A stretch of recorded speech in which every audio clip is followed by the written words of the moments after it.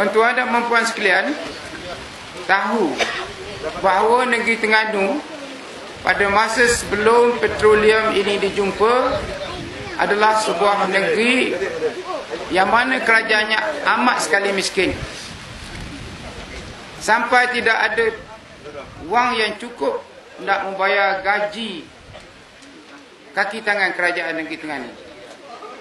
Pada masa itu saya menjadi peguam cara di Kuala Lumpur. Jadi tiap-tiap tahun ataupun kadang-kadang tiap bulan,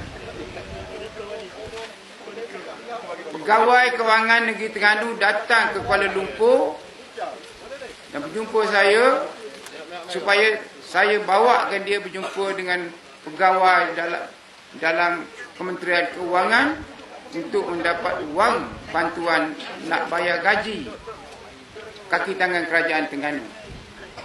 Sehingga kan pegawai-pegawai di negeri Terengganu ni dapat gaji lambat, kadang-kadang 1 minggu, kadang 2 minggu lewat baru boleh dapat gaji.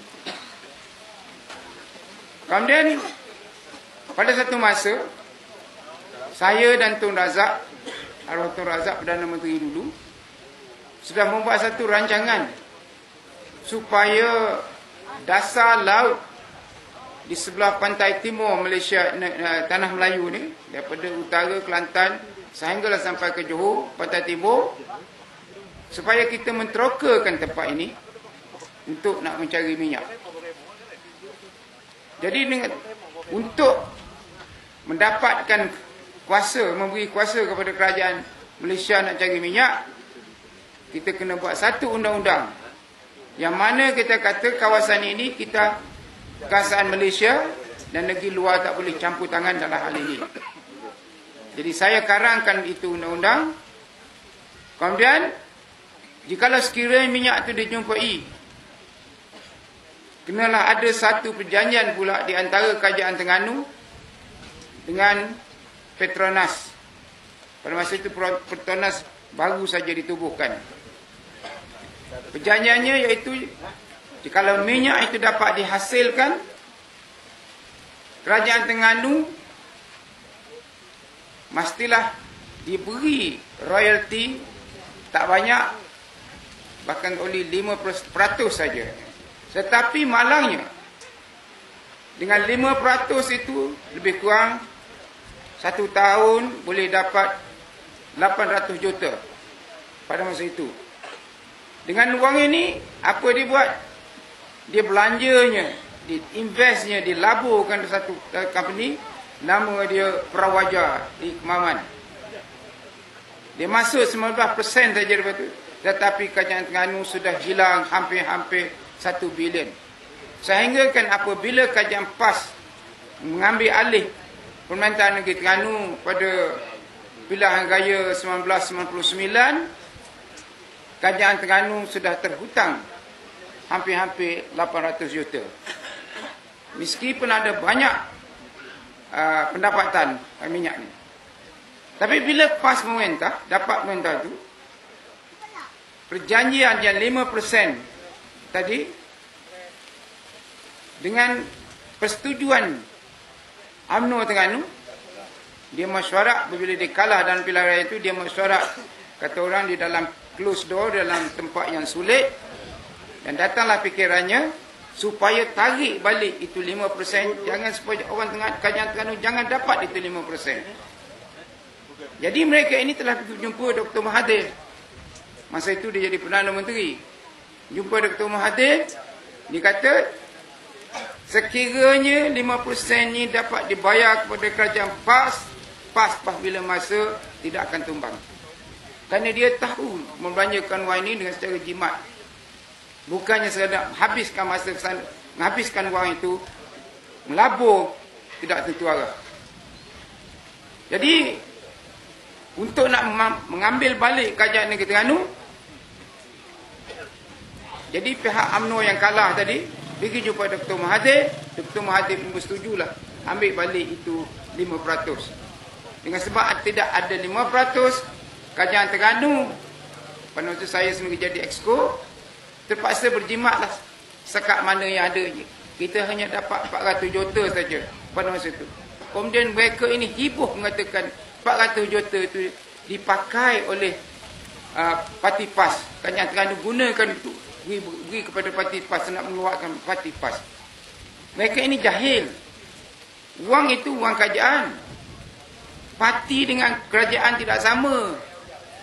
Wang itu hanya mesti dimasukkan dalam simpanan kerajaan.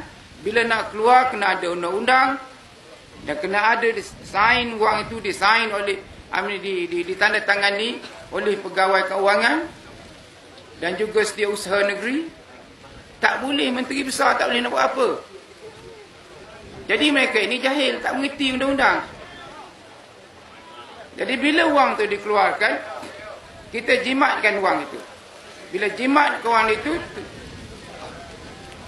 tidaklah kita belanja dengan tidak melulu. Akhirnya bila kita kalah, kita simpan punya simpan adalah 300 juta tinggal lagi dalam Treasury Negeri Terengganu. Tetapi bila dia menang, kajian UMNO menang, parti UMNO menang, menubuhkan kerajaan baru Negeri Terengganu, yang 300 juta yang disimpan dengan jimat-jimat oleh kerajaan dahulu, mereka habiskan dengan buat projek situ, projek sini, termasuklah projek kelapa sawit plastik.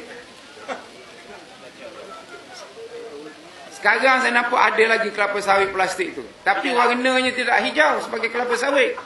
Warnanya merah, ada warna kuning pun ada. Di setengah-setengah tempat kelapa sawit itu sudah tumbang.